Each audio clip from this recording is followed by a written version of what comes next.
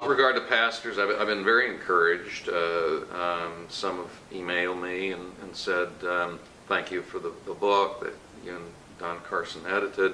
When I'm preparing the sermon, I consult it if I have a quotation or even a clear allusion, and that's great. And then the handbook will be able to teach people, well, help them with an approach to how actually to interpret the Old and the New on their own. It's the handbook on New Testament use of the Old really is the how-to behind the commentary. We asked our contributors in that volume to follow that methodology that I lay out in the methodology section in my handbook, and then it's the approach that lies behind my New Testament biblical theology, which is really a subtitle unfolding of the Old and the New, so it's on Old and the New as well. So this is really, I wanted to write this. This is a how-to book. I've been teaching Old and the New since 1985, and a lot of this are just a downloading of my notes into handbook form of what I've been teaching students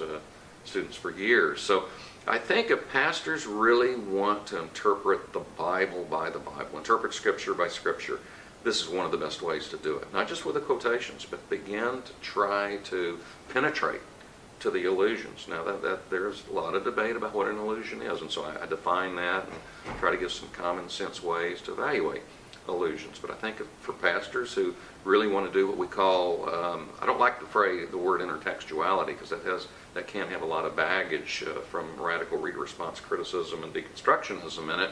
I like interbiblical exegesis. If students really want to see how later parts of the Old are interpreting the Old and New, interpreting the Old, then I think to extend their study to allusions will really not only impact their seminary studies, but also pastors. I think it will enrich, give their sermons a greater depth of interpretation in the text, and therefore it's a wonderful way to actually relate your text to the earlier parts of the canon and even later parts of the canon, because even later parts of the New Testament refer to earlier parts of the New. For example, the book of Revelation not only refers to the Old, there's a lot of use of the gospel traditions in it.